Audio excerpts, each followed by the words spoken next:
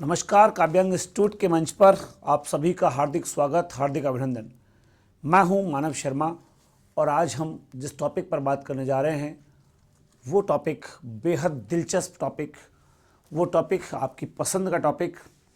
जी हाँ, आचार्य रामचंद्र शुक्ल के चिंतामणि भाग 1 की जो निबंध हैं 17 मनोविकार प्रधान निबंध, उन्हीं में से आज एक निबंध पर हम बात करने जा रहे हैं जिसका नाम है लोभ और प्रीति। लोभ और प्रीति क्या है, यानी कि लोभ और प्रीति कैसे होती है, क्या होता है, लोभ और प्रीति में अंतर क्या है, इस सब पर आज बात करेंगे रामचंद्र शुक्ल के शब्दों में। ग्रेड 2 शिक्षक के सिलेबस में ये बहुत बारीकी से सिलेबस में शामिल है, तो इस पर बात करेंगे। आप सभी का काव्यांग एजुकेशन के इस मंच पर स्वागत, अभिनंदन। मैं मानव शर्मा आपके साथ एक दोस्त की तरह, एक मित्र की तरह, आपके मार्गदर्शक और एक भाई की तरह मैं आपके साथ यहाँ जुड़ा हुआ हूँ। जी हाँ, कोई भी इशू आपको बनता है, हिंदी संबंधित क्वेरी है, तो ज़रूर आप हमें इस नंबर पर व्हाट्सअप कीजिएगा 9414153400 पे बताइएगा। आपकी क्वेरी को ज़रूर हम सॉल्व करेंगे। हमारी कुछ पुस्तकें हैं जो मार्केट में मौजूद होती हैं हिंदी व्याकरण के लिए, हिंदी साहित्य के इतिहास के लिए और हिंदी टीचिंग मेथड के लिए। 3 किताबें हैं। हिंदी व्याकरण जो कि संपूर्ण हिंदी व्याकरण है, इसमें ऑब्जेक्टिव और थ्योरी दोनों हैं। साथ ही साथ हिंदी साहित्य का इतिहास वस्तुनिष्ठ रूप में 4444 प्रश्न और हिंदी शिक्षण विधियाँ वस्तुनिष्ठ 1151 प्रश्न। हिंदी शिक्षण विधियाँ ग्रेड 3, ग्रेड 2 में विशेष रूप से पूछी जाती हैं। पूरा बेहतरीन कलेक्शन है। तमाम एग्ज़ाम्स में इन सब से बहुत ज़्यादा प्रश्न एग्ज़ाम में आए हुए हैं। जैसे कि आपने देखा हो, पिछला ग्रेड 1 का पेपर पूरा ऐसे कैसे पूरा उठ के आया था इसमें से। तो बहुत अच्छी किताबें हैं, ऑनलाइन आप घर बैठे ही प्राप्त कर सकते हैं। आपको करना कुछ नहीं है, बस ये 9414153400 ये हमारा व्हाट्सअप नंबर है। आपको यहीं पे व्हाट्सअप करना है, सब कुछ मिल जाएगा। काव्यांग ऐप आप जो है डाउनलोड कीजिएगा और कोई भी इश्यू हो तो ज़रूर हमें बताइएगा। चलिए अब आपसे बात करते हैं आज के टॉपिक की, जिसका नाम है लोभ और प्रीति। आचार्य रामचंद्र शुक्ल ने यह निबंध लिखा, मनोविकार प्रधान निबंध है। चिंतामणि भाग 1 1939 में प्रकाशित हुआ था। चिंतामणि का पहला भाग, आपको पता है टोटल 4 भागों में चिंतामणि। जो 1939 का भाग है, पहला भाग रामचंद्र शुक्ल के द्वारा संपादित है। लोभ और प्रीति से पहले हमने उत्साह, श्रद्धा, भक्ति, इन 2 निबंधों की बात की है। उत्साह आपको बताया और उसके बाद श्रद्धा और भक्ति की बात आपसे की। अब हम जिस पर बात करने जा रहे हैं, बहुत बारीक अंतर इनके बीच है, वो है लोभ और प्रीति। रामचंद्र शुक्ल साहब ने क्या लिखा है, सुनिएगा। जिस प्रकार का सुख या आनंद देने वाली वस्तु के संबंध में मन की ऐसी स्थिति को जिसमें उस वस्तु के अभाव की भावना होते ही प्राप्ति, सानिध्य या रक्षा की प्रबल इच्छा हो पड़े, उसे लोभ कहते हैं। यानी कोई वस्तु है जो आपके मन में स्थिति में आनंदित करती है, आपको वो खुश करती है, और अगर उस वस्तु का अभाव हो तो आपके मन में खिन्नता आ जाए, आपको लगे कि उस वस्तु का सानिध्य होता, यानी उस वस्तु को मुझे दिलाया जाए, यानी वो वस्तु प्राप्त करने में मेरी कोई रक्षा करे, तो ये सब क्या कहलाता है, लोभ कहलाता है। क्यों? क्योंकि लोभ जो है किसी वस्तु के पाने की तीव्र इच्छा होती है, उसके अभाव में, उस वस्तु के अभाव में मन लगता नहीं है। दूसरे की वस्तु का लोभ करके उसे लोग लेना चाहते हैं। हम चाहते हैं कि वो वस्तु हमारे पास आ जाए। किसी की हमने बढ़िया गाड़ी देखी तो हमारा मन होता है यार ये गाड़ी हमारे पास होती। किसी का बढ़िया मकान देखा तो हमें भी लगता है कि ये मकान ये हमें दे दे, है ना। बड़े उद्योगपतियों का ऐसा ही रहता है, बड़ी फैक्ट्रियाँ होती हैं, बड़े बोनस कर्मचारियों को मिलते हैं, तो कोई सोचे कि ये बोनस मुझे मिल जाए। तो लोभ का मतलब क्या है, जो भी चीज़ आपको लग रही है कि मुझे होती, मेरे लिए भी होती, वो लोभ है। किसी वस्तु का लोभ करके लोग उसे लेना चाहते हैं। अपनी वस्तु का लोभ करके लोग उसे देना या नष्ट होने देना नहीं चाहते। दूसरे की वस्तु है ना, लोभ क्या है, उस वस्तु को प्राप्त करना चाहता है, लेकिन खुद के पास कोई वस्तु हो तो उसको देना भी नहीं चाहता। लोभ अपनी वस्तु को देता नहीं है और दूसरे की वस्तु को प्राप्त करना चाहता है। आगे सुनिएगा। प्राप्ति या प्राप्त सुख, देखिएगा क्या लाइन है। प्राप्ति या प्राप्त सुख के अभाव या अभाव कल्पना के बिना लोभ की अभिव्यक्ति नहीं हो सकती। यानी कि जब आपको कोई वस्तु प्राप्त हो जाती है तो प्राप्त होने पे जो सुख प्राप्त होता है उस सुख की हम कल्पना करें, या फिर जो वस्तु आपको प्राप्त होनी थी वो आपको प्राप्त नहीं हुई यानी अभाव की कल्पना करें, तो अभाव की कल्पना या सुख की कल्पना पर ही हम लोभ के बारे में अच्छे से बोल सकते हैं। क्या क्या? या तो प्राप्त सुख की कल्पना या अभाव की कल्पना। प्राप्त सुख कब आएगा? जब वो वस्तु आपको मिल गई। अभाव कल्पना जब आपको वो नहीं मिली। तो दोनों में ही जो भाव आते हैं वो किसके आते हैं? लोभ के। प्राप्त हो जाए तो खोना नहीं चाहते, और प्राप्त नहीं हुई है तो उसे प्राप्त करना चाहते हैं। अतः इसके सुखात्मक और दुखात्मक दोनों पक्ष होते हैं। इसलिए आप कह सकते हैं कि लोभ में सुख भी और दुख भी है। सुख कब है? जब कोई वस्तु प्राप्त हो जाए उसका सुख है, और अभाव हो, प्राप्त नहीं हो पा रही हो, तो जो तीव्र उत्कंठा है वो क्या है? दुखात्मक अनुभूति है। जब लोभ अप्राप्त होने के लिए होता है तब दुख स्पष्ट ही रहता है। किसी वस्तु को देखा आपने और आपको लगा ये तो अपनी ज़िंदगी में अपने पास नहीं आए, तो फिर वो क्या होगा? वो आपके लिए दुखात्मक अनुभूति होती है। प्राप्त के संबंध में दुख का अंग निहित रहता है और अभाव के निश्चय या आशंका मात्र पर व्यक्त हो जाता है। कोई चीज़ प्राप्त होती है ना, तो साथ में ये टेंशन रहता है कि हमसे छूट नहीं जाए। अभाव का उसका दुख हमेशा उसके साथ छुपा रहता है। कोई सुखद वस्तु पास में रहने पर भी मन में इस इच्छा का बीज रहता है कि उसका अभाव नहीं हो जाए, ऐसा नहीं हो जाए ये हमसे चली जाए, ये चीज़ दूर नहीं चली जाए हमसे। विशिष्ट वस्तु या व्यक्ति के प्रति होने पर लोभ वह सात्विक रूप प्राप्त करता है जिसे प्रीति या प्रेम कहते हैं। अब जब तक ये वस्तु के प्रति था ना, तब तक तो ये लोभ था, लेकिन जब यही किसी विशिष्ट व्यक्ति के प्रति हो जाए तो फिर वो लोभ क्या कहलाता है? प्रीति कहलाता है। प्रीति में क्या होगा? प्रीति में हम उसको पाना चाहते हैं, उसकी हर चीज़ हमें रुचि का लगती है, लेकिन बात यह है उसके अभाव में हम परेशान भी हो जाते हैं। तो विशिष्ट वस्तु या व्यक्ति के प्रति होने पर वो क्या कहलाएगा? लोभ। लेकिन लोभ जब सात्विक रूप में आ जाए, यानी उसके अंदर कोई चिढ़ने का भाव नहीं हो, सात्विक गुण हो, सत्व गुण का उद्रेक हो, सबके कल्याण की भावना हो, तो वो लोभ फिर किस में कन्वर्ट हो जाता है? प्रीति में। तो लोभ और प्रीति का वैश्विक अंतर यहां पे निकल गया।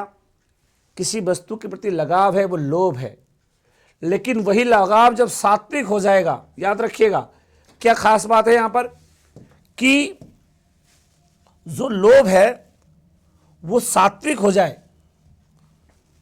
यानी कि जो लोभ आपके सामने आया है वो किसी विशिष्ट वस्तु या व्यक्ति के प्रति होने वाला लोभ सात्विक रूप ले ले, तो उसे क्या बोलेंगे? प्रीति कहा जाता है। इसको प्रेम भी कह सकते हैं। ओके, आगे देखिएगा।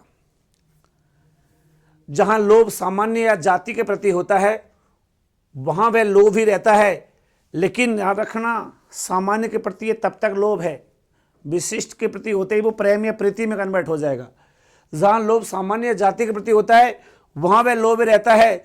जहां पर किसी जाति के एक ही विशेष व्यक्ति के प्रति होता है, अब की बात सब पे नहीं है, सामान्य पे नहीं है, विशेष व्यक्ति के प्रति है, वहां रुचि या प्रीति का प्राप्त करता है। यानी प्रीति कब है? जब वो एक विशिष्ट के लिए नहीं है, जब वो सामान्य के लिए नहीं बल्कि विशिष्ट के लिए है।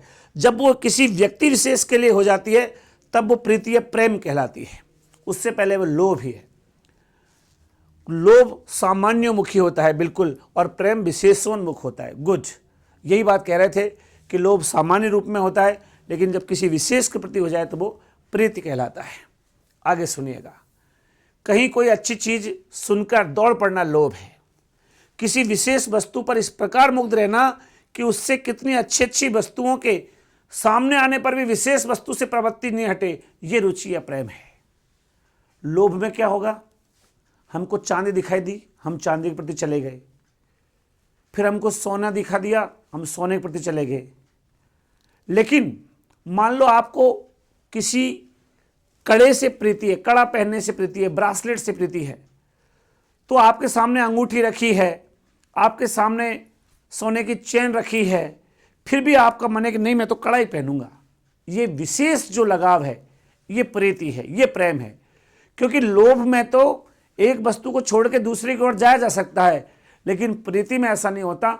वो विशेष होती है, वो एक पर है, उसके चक्कर में चाहे दूसरी कितनी बड़ी बड़ी चीज आ जाए फिर भी हम उसको इग्नोर नहीं कर सकते।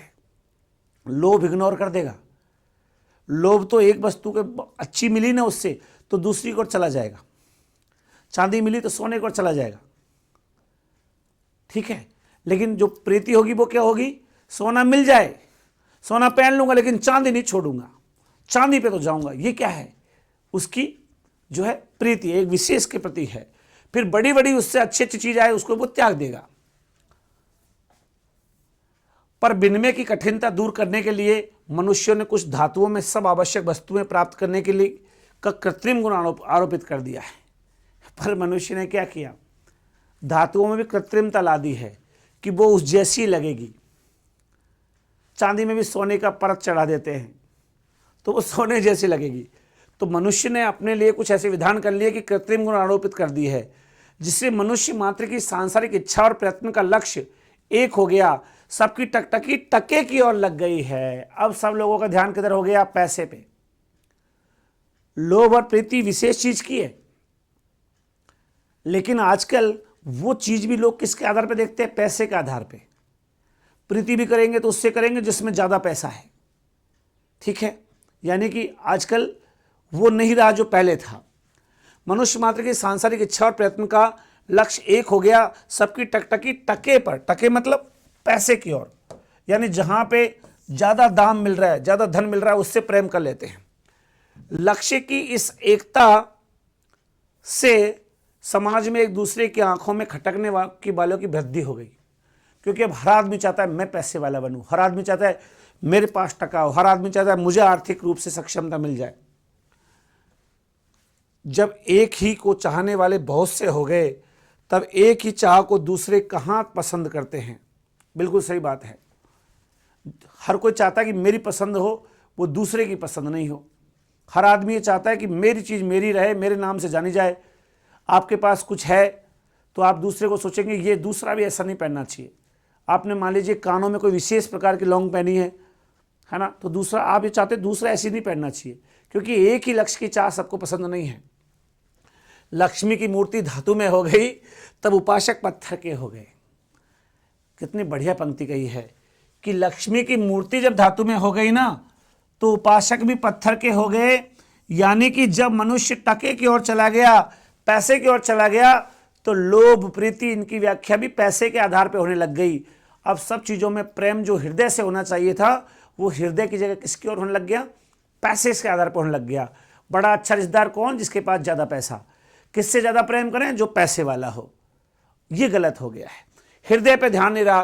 क्यों, क्योंकि जब लक्ष्मी धातु में हो गई ना तो जो उपासक थे वो भी पत्थर के हो गए। हृदय के लोग नहीं रहे, अब पत्थर के लोग रह गए। भावनाएं शून्य हो गई। मतलब धीरे धीरे ये दशा आई कि जो बातें पारस्परिक प्रेम की बातें थी, प्रेम की दृष्टि से, धर्म की दृष्टि से की जाती थी, वे भी रुपए पैसे की दृष्टि से होने लगी।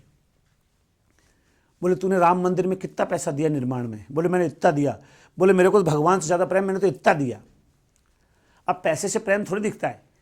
लेकिन आजकल ये स्थिति हो गई है, रामचंद्र शुक्ल उस समय कह रहे हैं कि देखिए आजकल ये स्थिति हो गई है कि पैसे के आधार पे लोग धर्म कर्म की बातें भी करने लग गए। अब धर्म को, कर्म को देखिए ना, प्रेम की दृष्टि से, धर्म की दृष्टि से जो बात होती है वो भी आजकल रुपए पैसे की दृष्टि से होने लग गई।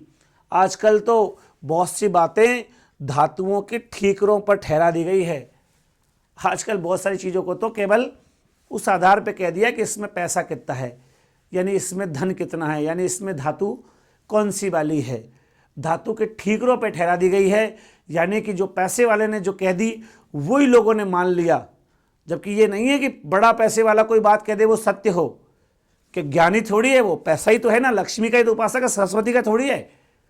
तो बड़े पैसे वालों ने जो बात कह दी वो जरूरी नहीं है कि सर्वमान्य हो। लेकिन आजकल तो रामचंद्र शुक्ल कह रहे हैं कि पैसे के उन ठीकरों पर ही सारी बात लागू कर दी। अब जो भी कुछ वो कह दे वही बात सत्य मान ली जाती है। तो ये था लोभ और प्रीति निबंध। संक्षिप्त सार मैंने आपका यहाँ पे समझाया, आपको संक्षिप्त सार मैंने प्रस्तुत किया।